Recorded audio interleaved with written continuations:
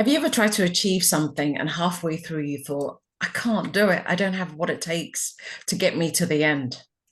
Well, if that's you, you're not alone. We've all been through it. We've all had goals and dreams that we want to achieve and had this feeling that we don't have what it takes to see it to the end. Today's conversation is about perseverance. Perseverance is that fighting determination that you see something through to the end till you get an outcome. So, how do you do that? How do you do that? I believe perseverance is a skill set that we acquire over time. So, Kevin and I are going to be sharing with you what it takes to have that mindset of perseverance. How are you, Kevin, today? I'm excellent. How are you doing? I'm good. I'm good. Excellent. Good. Yeah, perseverance, that's a big one. It's incredibly important. And I don't think people realize how important it is just in your ability to achieve the goals that you set yourself up to do, right? So I agree. Absolutely. I Good can't think conversation. of perseverance without thinking about what it means in sports. There's Yeah. something I love sports. I love competitive sports like the Olympics, for example. Hmm. And in any category, whether 100 meters, swimmers, gymnasts, cyclists, I always wonder what it takes because they're in a body just like mine, what it takes to have the fighting spirit and determination to push yourself, to go against all the resistances come up, sometimes even pain, physical Hmm. pain in the body, and Yeah. keep going. So, what's your personal journey with perseverance? How has it showed up in your life? When have you experienced it? And have you been able to get the results? I think well, through my life, I think I've had a number of different instances when perseverance really made a difference. And I think, when I look back into the beginning of my life when I was a kid, like I was, 15 years old and um, had to leave my house because of issues with my stepfather and such. And then, at 15, you're not really prepared to be living on your own and you don't have a lot of the resources that are Wow. required to, have an apartment and things like that. So I literally, um, when it happened, I thought like, what is it that I need to do or what do I want to do? And I really wanted to finish school. Like I wanted to finish high school because I was just starting and I knew I didn't have a job and I didn't have, the ability to get a place to live. So I really like I was couch surfing for the longest time by just staying at people's places whose parents let me stay there, without thinking that I was some kind of street kid. And that was I found that to be really hard and it was really depressing because you're like, these people have these wonderful families and everything, and you're just some slug that, you know, is out on the street basically. So but I did it and my goal was like I really wanted to finish high school. That like if nothing else, that's I just wanted to get that done and then worry about it after, right? Like whatever is gonna happen after that. So I spent several months couch surfing and it was hard. It was, difficult to hold your head up high and understand that like for me it was horrible. It was really draining and depressing and I didn't feel like I fit in with other kids and things like that. But my goal was to finish school and that's what I did. So I went to school every single day. I never missed any. um, and then once school started, I was really big in theater arts, and I used to participate in a lot of activities there. And a big thing in the high school, we had this like amazing theater arts teacher, and in those days, like they were called portables, and they're just like one room classrooms that were detached from the school because there was no room in the school for them. And one of those we used as like our theater arts portable, and we would hold plays there and rehearsals and everything. And if anybody that was in theater arts, that's where the class was and stuff. That was really cool. And build sets and things like that. So I really helped a lot, and I spent a lot of time doing that because it occupied my time, but it also gave me a bit of a purpose, and I enjoyed it, and it took my mind off of my present situation. I eventually did get part-time jobs to make some extra cash and things like that, which was good.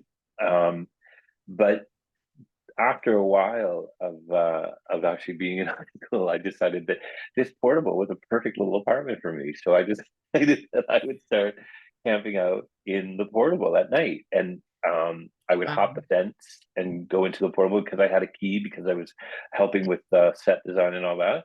And so I would go at night, when I finished work or whatever else I was doing, and I would just go into the portable, and I had a sleeping bag and everything there, and I had it all packed up in a box. Nobody knew where it was there, and then I used to sleep there. And then in the morning, I would get up because the school would open about 6:30 when the maintenance people came, and I would go in and I would have a shower in the gym and stuff like that. So it was like, so that's what I did, and I left clothes at different places like friends and stuff like that, and I would just go at some point in the daytime, like after school or whatever, before dinner, and get a change of clothes or whatever, right? And then bum whatever meal I could get off of some parent that was cooking something that smelled good.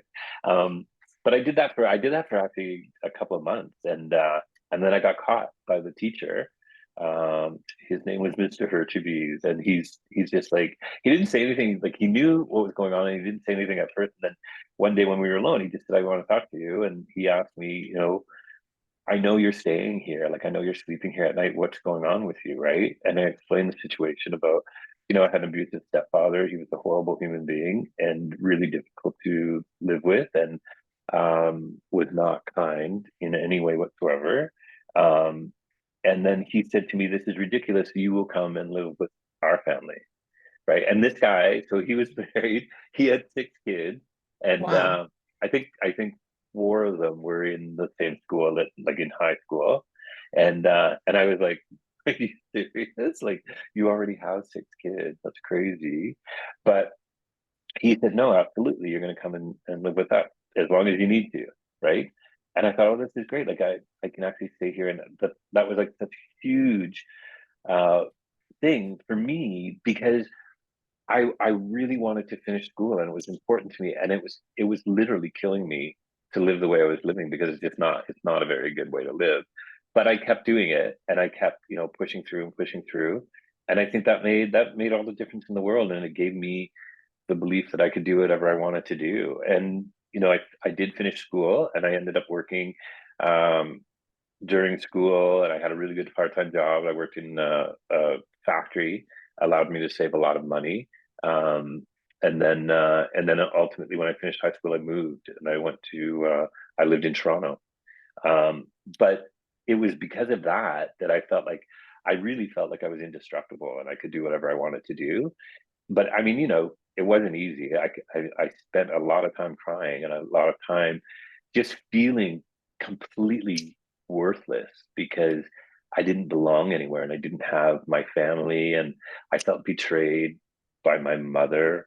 Like, at that time it was a Mm. different story. Like, I certainly don't feel that way now, but at the time, because I didn't understand the whole situation. Uh, but because I stuck it out and I did what I did, I was lucky, and somebody reached out and gave me a helping hand, and I appreciate it. To this day, I'm very thankful that that happened to me. Um, so yeah, you know that just gave me such an amazing amount of belief in myself, and the fact that I could overcome all these obstacles. And I've faced many more in my lifetime, and I've had some very big successes in my life, and I've had some very massive failures in my life, right? But every time I look back on that and I think, what, I can do this. I can pull through it, and I can do it, and I just keep banging away at it. And one of the things that I use so much in my coaching is helping people realize that they do have the ability to push through some really difficult situations, and some really, like, when you feel like, it's when you get to the point where I can't do this anymore, and you're just broken, like literally broken, is when you have to get your most strength, because if you can get through that, you can do anything. Like, you literally can do whatever the hell you want with your life, right? And you know that you can do that, and you just keep pushing through, and you get there, and you get what you want to do. And through my lifetime of reading, and different books on motivation and accomplishing things, I did learn a few things along the way. And one is, perseverance is key to success. And there's a saying that 10,000 hours makes you an expert in whatever it is you choose to do, right? So I don't know, for some people, 10,000 hours, that's like a very long period of time. But when you think about it, think about people like you said that you were really attracted to sport and the Olympics. So think of somebody in the Olympics who decides, I'm going to be the fastest, 800-meter swimmer ever, right? And then they decide that that's what they're going to do. And what do they have to do to acquire that? They every single day, 4, 5, 6 hours a day swimming, like at 3 o'clock in the morning till 6 o'clock in the Mhm. morning, going to school, having lunch, going to school again, and then after school going back to the pool and swimming and swimming and swimming and swimming. And it's all about persevering and doing better and better and better every single time, increasing your number, increasing your ability, and everything. It's the same thing with sales. Like when I've had people that I've coached that are in sales, and they're just like, "This is pointless. I can't. It's never going to happen." Right? It does happen. It doesn't always happen when you think it's going to happen. Sometimes you have to make 100 calls. Sometimes you have to make 120 calls. Sometimes you have to make 200 calls. But if you don't continue doing it and give up, you will never know that what you could have accomplished because you quit. And quitting is just not an option. That's what perseverance is all about. You're not allowed to quit. And it's a very important thing to develop, a very important skill to have, and it's a life changer for anyone that wants to endeavor into it. So there you go. Wow, heaven. Thank you for sharing that. I didn't know that story about you. Looking at you, I feel like you had a completely different upbringing, mom, dad, a white Mm, picket fence. But yeah, but it's really good to know firsthand also that what is that saying? Whatever you go through, you grow through it.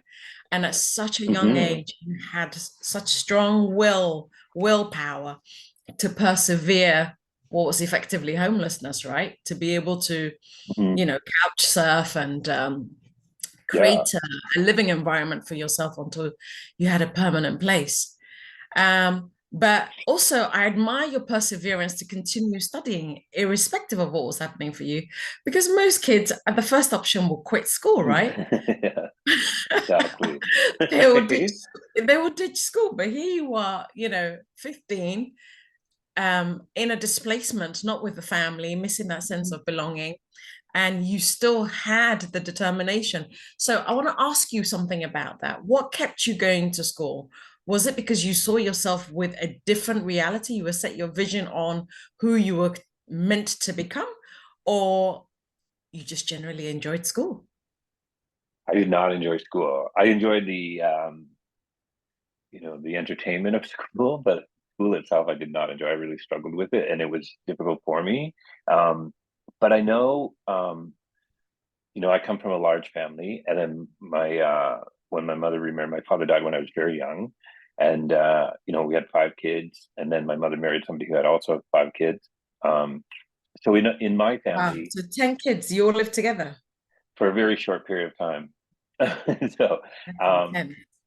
but I do know that, like, with my older siblings, my sister and my brother, like none of them finished high school, for whatever reason, right? Like my older brother, a lot of issues, and actually my whole family, like there's tons of issues, right? But for whatever reason, like everybody has a different reason for going through what they go through. And I know that they didn't finish school. So it was very important for me to finish high school, to make sure that I had that, and I wanted my mother to be proud of me.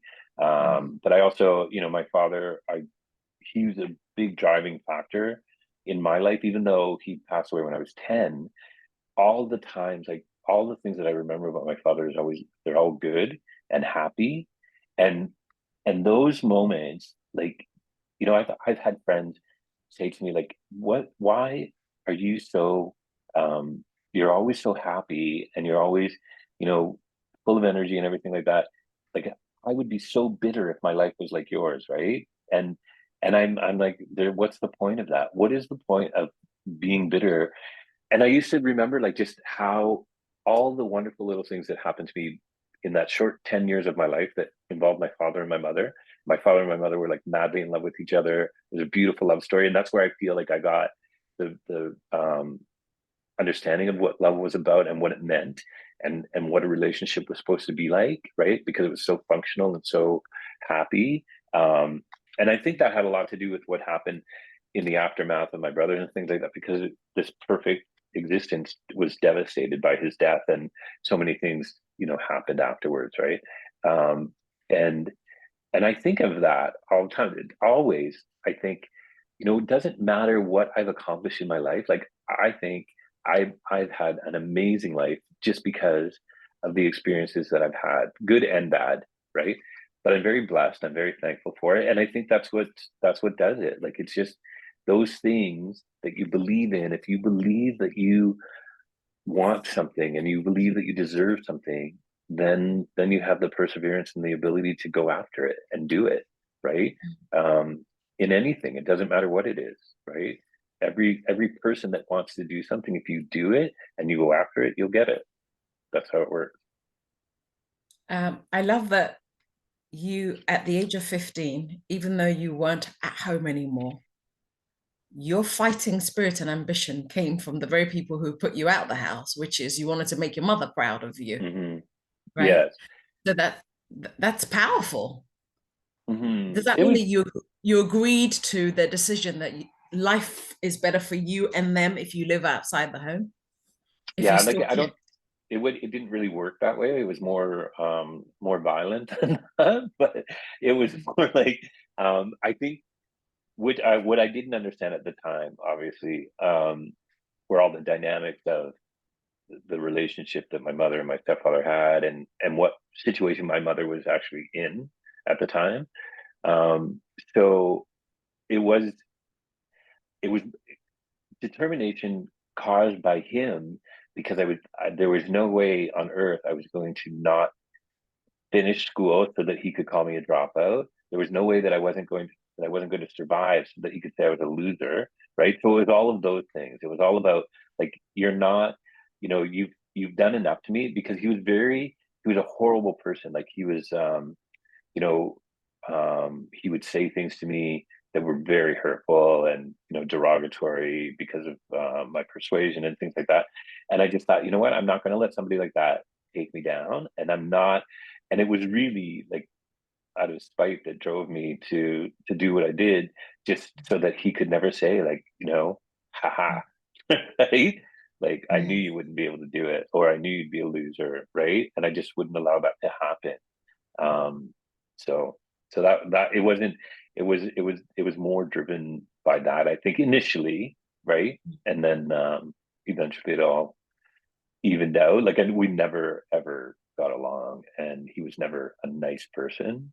But my relationship with my mother evolved as it should have. And when I understood, the situation that my mother was in, that allowed that situation to happen, that she couldn't do anything at the time to change that situation, right?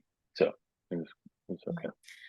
Um, I love the quote that says, "The best revenge is massive success." Yeah. So Yes. you use perseverance as your superpower to prove your stepfather wrong. Hmm. That your Yeah. opinion of me has nothing to do with me, is not your reality, and that Exactly. you're able to use perseverance to build a new identity for yourself, which Yeah. was not this dropout and the narrative that he was giving you. So if somebody's watching right now and their mindset or their spirit is weak, what do they need to start focus on to get that perseverance? I think you need to. A really, really important thing is, you have to believe in yourself, and you have to understand that whatever, it doesn't matter what it was, but there are things that every single person has done and accomplished and succeeded at. And it doesn't, if every single person, that was a kid that was exposed to having a bike, learned how to ride a bike, right? It was just, that's what you did. So that's an accomplishment, right? It doesn't matter how far back you have to go to find that accomplishment, but that's what you have to do. You have to find out, realize what you've accomplished so far. Like, if you've gone through the death of a family member, if you've had massive surgery, if you know, failed at something and got back up and did it again, those are the things that you have to put in your head and understand that you are capable of overcoming those things. It's when you hit that wall and decide, you know what, this wall is stronger than me, and this wall is going to stop me from doing what I want to do. And that can't be, like, it cannot happen. You have to just stand there and knock that thing down, because you deserve the goal that you set for yourself. You deserve to achieve that. And it doesn't matter what it is. There's nothing that a human being is not capable of doing. And there are millions and millions and millions of ways that you can be knocked down, but it's up to you as a person to get back up and understand that there for every time that you fail, there's 5 different ways to do it the correct way.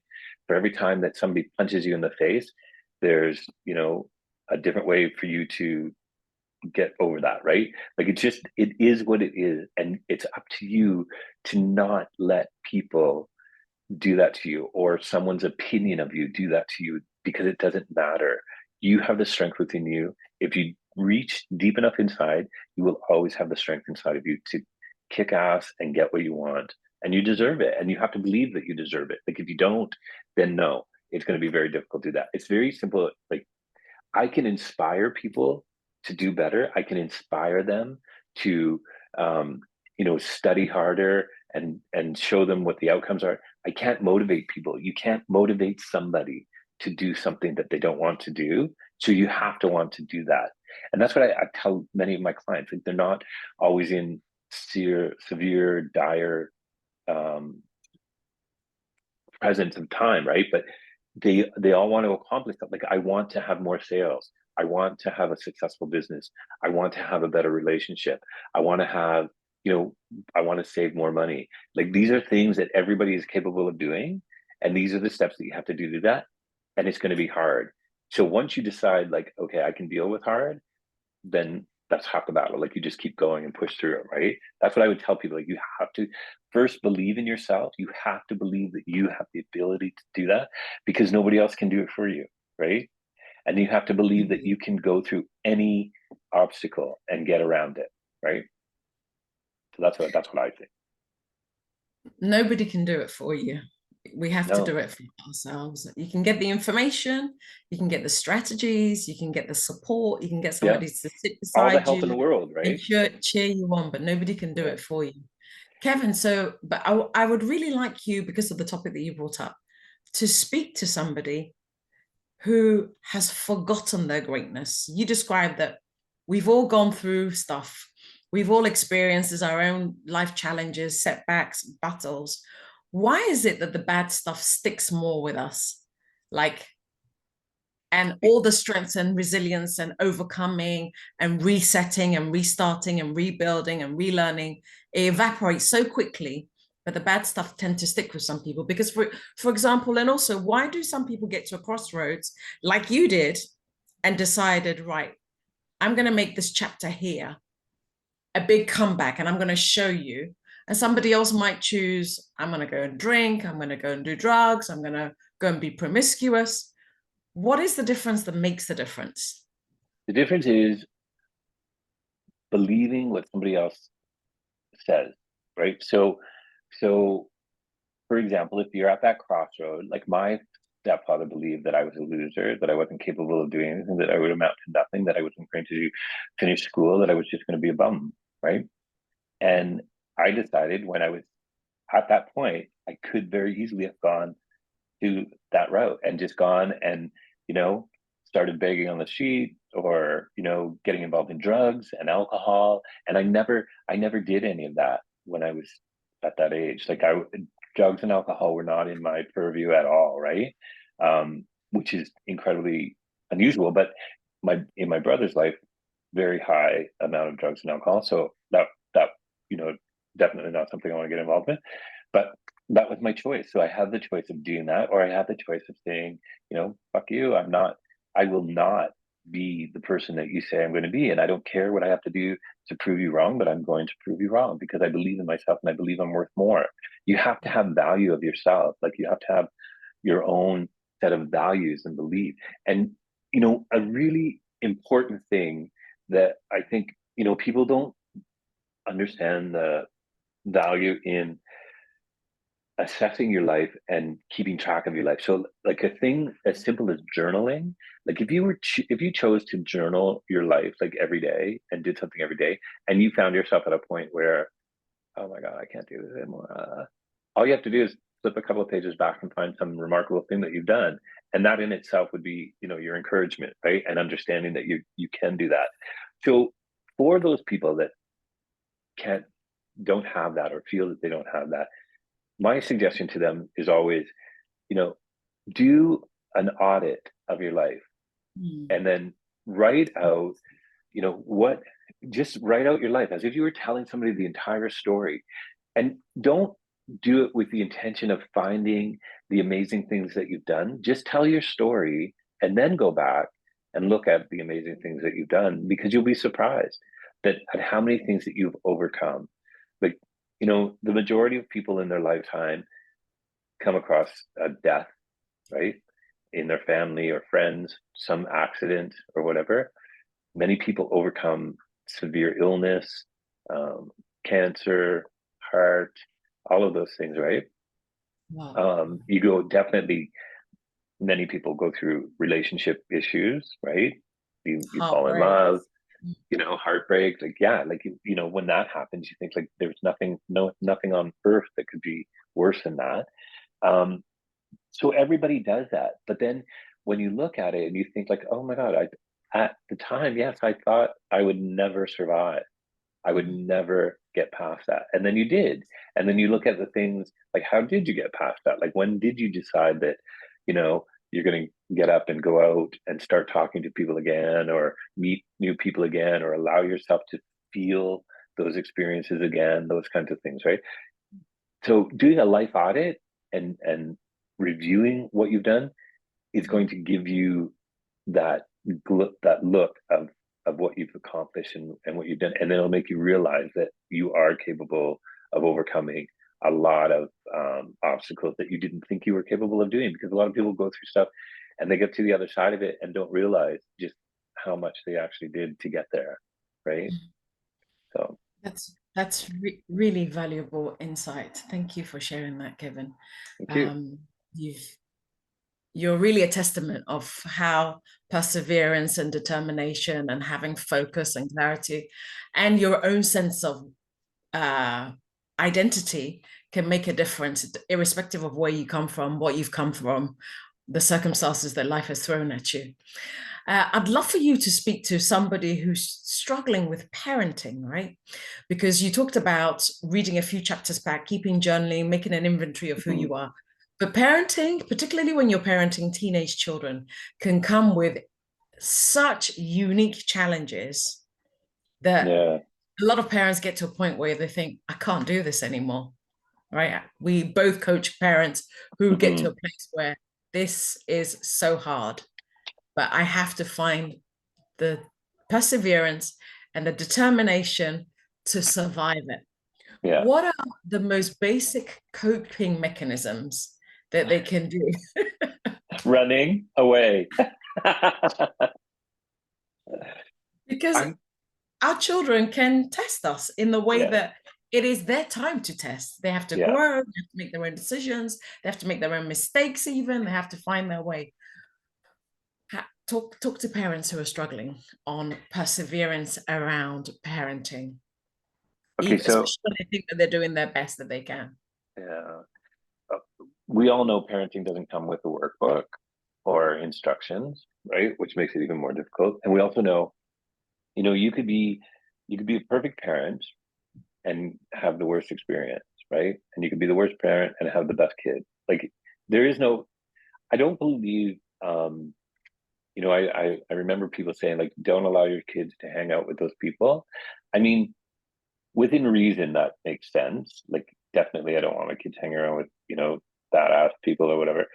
But it's not going to matter. It does make a difference in the sense that you're exposed to other people. But in relation to teenagers and hormones and everything that they go through, those kids have to experiment, experience, and understand how they function. And as hard as that is for a parent, you have to let them, you have to allow them to have some of those freedoms, right? Um, the best thing, and unfortunately, I learned a lot of my parenting skills later than during, right? Which I think a lot of parents do. Um, so I think what's incredibly important, and I felt that I did a fairly good job on this, was communication and ensuring that your children feel that they have an open and comfortable place to talk about whatever it is that they need to talk about without judgment, which is incredibly difficult for a parent to do, right? But if they know that they can come to you and talk to, like, I want to talk to you about marijuana. I want to talk to you about alcohol. I want to talk to you about sex. I want to talk to you about STDs. I want to talk to you about, what it's like to be pregnant. Like a lot of people, mothers and, but right, like exactly right. My kid wants to talk to me about being pregnant. Like, why are you talking to me about being pregnant? Like, you immediately jump to, like, why are you asking me this question because you think it's something that you have to worry about right now, right? So it's that kind of thing though. But you have to have the ability to allow your children to do that, and that I think is probably one of the most difficult things for parents, is to eliminate the judgment of what you think your child is doing and trust them, right? To do the right thing. And if they don't do the right thing and there's going to be a consequence, sometimes you have to let them see that consequence, but be there to catch them when they fall or whatever, and say, like, this is, it's like, this is in the simplest form. So your kid goes to the fridge to get some juice. They try and pull this, like, to them, 40-pound jug of juice, and they spill it all over the floor. And then you're standing there and you're just like, all you want to do is scream, like, what are you doing? Like, why didn't you just ask? Right. So instead of doing that, like, you could say, okay, so what, why do you think that happened? Like, what do you think you did wrong that caused you to spill that? Like, is it because you picked it up wrong? Is it because you should have asked for some help? Is it because it was too big and you thought you could handle it? So let's try and let's see what works for you, right? Like, maybe if I put some juice in a smaller container, maybe if you just ask, right, I can help you, whatever. So it's how you approach it and how you deal with it, right? Like, I'll tell you another story that was, More like coaching than parenting, Kevin. pardon me. That sounded more like coaching than parenting. Well, parenting kind of is coaching, It right? is. It's teaching your kids how to manage situations and develop skill sets to do it on their own, right? Mm. Like, there's tons of different things that happen to you as a parent and put you on the brink of all emotional ability, right? So I think, again, perseverance, right? Knowing that you're going to get through it, but also knowing that you have to change as they change, because you can't have the same attitude about your toddler as you do about your 16-year-old.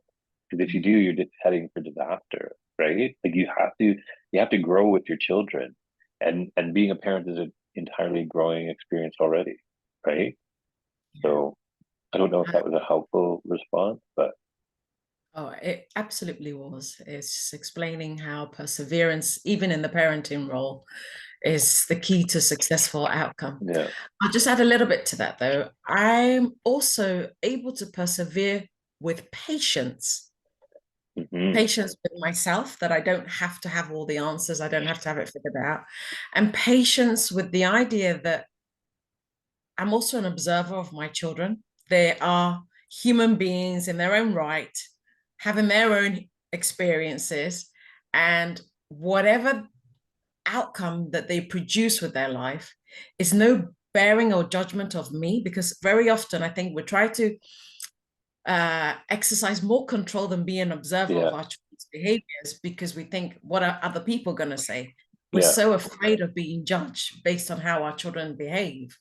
But it's such a different mindset shift when you provide them all the tools and all the wisdom and all the values and all of it, and just take a small step back and watch what Yeah. happens, how they are actually really more capable, and they've learned a lot more, and they remember a lot more things that we taught them than we believe is possible. So we don't have to be always in Yeah. control of every move. It's about control as well, just letting go and Yeah. trusting, like you said, that they'll do the right thing. I think that's So important to remember because when, like, I know with my kids now, they're older and they're, things that occurred when they were younger and things like that. And I'm just like, I can't believe that they are not going to like take anything with them from me. Like they're not going to. And now, constantly I'm in shock at what they remember, what they implement, what they do. So, the thing is, it's amazing because you think that you're not getting through to them at all, but it's just they're not ready to implement the things that you have for them because they're still growing and learning and experiencing, right? Um, so it's with my previous partner, we had a daughter, and she was like the biggest slob in the world, and we were horrified because we thought like, how can this happen when we are not like that at all? And we live in a beautiful home and everything, and she's a pig, like literally, right? Like I couldn't believe messy, messy, or lazy, all of both, it. I think. But then when she was in university and we went to visit her, and she said they were, for the first day that we were there, they were all away on a trip, and she gave us the code and she said, stay at the apartment, right? Because there was a we went in, it was spotless. And then like on the fridge was this list of chores written in our daughter's handwriting. And I'm just like, this is unbelievable. Like, how could this even happen? Right. But it's just See, like, while it was under your roof, she didn't have to do it, but on her own, she wanted to do exactly right. it. So there you go. Kids always learn. Uh, because I know you're such a sportsman, and you've always had the discipline to exercise. What is the perseverance, even after your heart surgery, that keeps you taking care of yourself and back in the gym? Well, I think there's a couple of things that cause people to do that. One, you know, aging and health, like just in general, like you want to try and take care of yourself because doing physical activity as you get older is obviously better. Um, I think it was very important for me to not victimize myself because of my surgery and not and to like initially because it happened during COVID, so you didn't get any of that rehabilitation stuff after. So I did go through a period of time when I was literally like just kind of hunched over and stuff because the way things healed and I didn't have the proper physiotherapy and things like that. But I was determined once I was able to go somewhere. So I immediately found like an osteopath when that was opened up to me, and then a masseuse and a chiropractor, and I kind of got myself back into shape. But just for me, I force myself to go to the gym a lot because I generally can talk myself out of it. Like it's very easy for me to talk myself out of it because I'm like, oh, whatever, I'll do tomorrow. But I force myself to do it because I know it's good for me. And I know like mentally it's good for me and physically it's good for Yes. me. So I persevere through it, right? And then sometimes even when I go to the gym, even when I'm sitting there and I'm starting a workout, I'm like, I'm just gonna do this and then I'm gonna go. Right. But I push myself through it and to make sure I do it because I know that I feel 100 times better when I do that, right? And that's like you will feel 100 times better physically for going to the gym. You'll feel 100 times better mentally for tackling that challenge that you've got sitting on your desk that you don't want to do. You'll feel 100 times better for making that one extra call when you said you were going to do 10 calls, but you do 11. You're going to feel like dynamite, right? Because that 11th call could be the one where that person says, yes, I'm going to do that, right? So it's always that one. Perseverance is taking that one step further, right? And just do it when you don't want to do it, and you just, fuck, I'm going to do it. I'm going to do it. And then you just do it. And that's what happens. And if you talk to anyone who's successful and doing well, they will tell you that that is the key to doing one extra step. doing one thing more, or doing something for nothing, right? Helping people out. You know, when we started coaching, it's very common to do a lot of coaching for free because Yeah. you don't have a reputation, you don't have the experience and stuff like that. So you can't, and you have nobody to say how good of a coach you are. So you have to do stuff for free, and you help people for nothing. Um, but you know, it's probably more valuable than getting paid sometimes because you learn so much from it, right? And again, perseverance is when you're coaching somebody for free and you give them the same quality coaching that you give somebody who's paying you your fee, right? That's that's key, is giving the same quality of service for free that you give. You know, you can't do free forever because people can't live on free, but you know, give people everything you've got no matter what. That's perseverance, right? Abs- Absolutely, Kevin. Um, what I will say is that it sounds like you are who you are wherever you are. That 15-year-old version of yourself, that perseverance that you learned to inject in yourself Mm-hmm. is still inside of you. And how you do anything becomes how you do everything. How you fought through those early years with that perseverance and determination to make it is how you're fighting all the various chapters of your life Yeah. that's coming.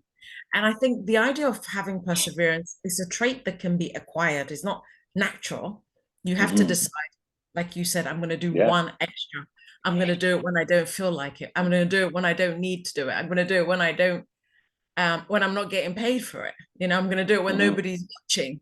Perseverance Yeah. becomes a trait that you choose to have it inside of yourself. And it's also about raising your standards in life. Mm-hmm. Wherever you decide that, okay, I'm a class A person, I want to be a class A student, I want to be a class A dad, whatever it is Yeah. that you set your standards to, your perseverance will meet you in accordance to where you've raised your standards. So, Exactly. Yeah. guys, I hope this was a useful conversation for you. Kevin, as always, thank you so much, my friend, A for your pleasure. incredible insights, wisdom, and your willingness to share your vulnerable story. We rise by lifting others, and storytelling and sharing our past is also an important part of that. And Mm-hmm. I'm so honored to have witnessed your persevering story and to catch this chapter. And I'm excited to see where you go from here. But thank you, Thanks. everyone, for watching. And I hope this was useful. Bye for now. Absolutely. Everybody have a great day. Take care. Take care.